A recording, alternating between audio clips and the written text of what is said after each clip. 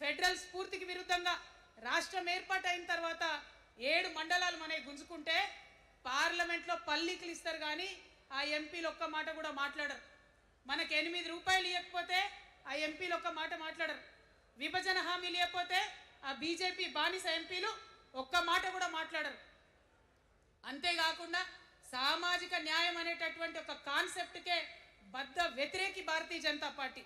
అందుకే ఏం చేస్తున్నారు, మహిళా బిల్ అయితే మోసం 2 సార్లు పాస్ చేసిర్రు, దాన్ని మొత్తానికే పక్కన పెట్టేసిండ్రు. బీసీ బిల్లు ఇక్కడికి వెళ్ళి పంపిస్తే దాన్ని తొక్కిపెట్టిండ్రు. కులగణన వేస్తామన్నారు, దాన్ని తొక్కిపెట్టిండ్రు. అత్యంత పేదవాళ్లకు సమాజంలో 2 బుక్కల అన్నం పెట్టేటటువంటి ఉపాధి హామీ పథకం ఉంటే కూడా దాన్ని కూడా మొత్తానికి బంద్ చేసి పెట్టిండ్రు. అయినా కూడా ఈ బీజేపీ బానిస ఎంపీలు ఒక్క మాట కూడా మాట్లాడరు, కనీసం పెదవులు తెరవరు. నేను ఇవాళ బీజేపీ ఎంపీలను డిమాండ్ చేస్తున్నా, సవాల్ చేస్తా ఉన్నా, మీరు తెలంగాణ తల్లి బిడ్డలైతే కనీసం భద్రాచలం దగ్గర ఒక 5 గ్రామాలు ఉన్నాయా, ఆంధ్రాలకు పోయినాయి. అవి పోతే మన రాముడి గుడి మునిగిపోతుంది. పోలవరం నిండితే భద్రాచలం మొత్తం కూడా నీళ్ళు వచ్చేటటువంటి పరిస్థితి ఉన్నది.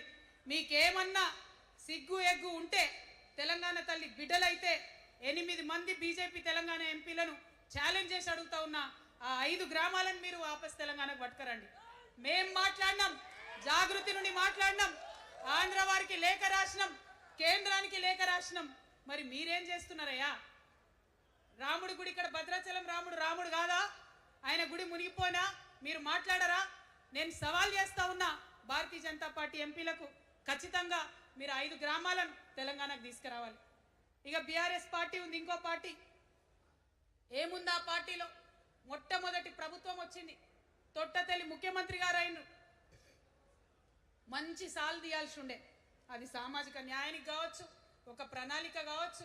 3 ముఖ్యమైన అంశాలతో తెలంగాణ తెచ్చుకున్నాం: నీళ్లు, నిధులు, నియామకాలు.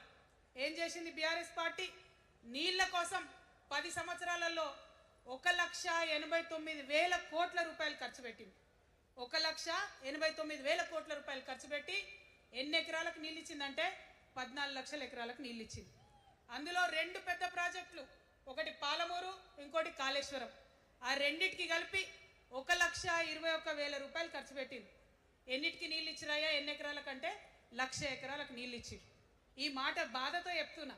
నేను కూడా బీఆర్ఎస్ అప్పుడున్న టీఆర్ఎస్కి నేను కూడా నా రక్తాన్ని, నా చెమటని, నా సమయాన్ని కుటుంబంతో పిల్లలతో గడపాల్సిన టైంలో ఇల్లు కూలితే వచ్చిండ్రా?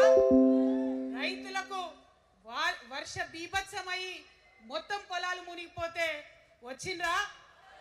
చేవెళ్ళ దగ్గర బస్ యాక్సిడెంట్ అయితే వచ్చిండ్రా? ఎక్కడ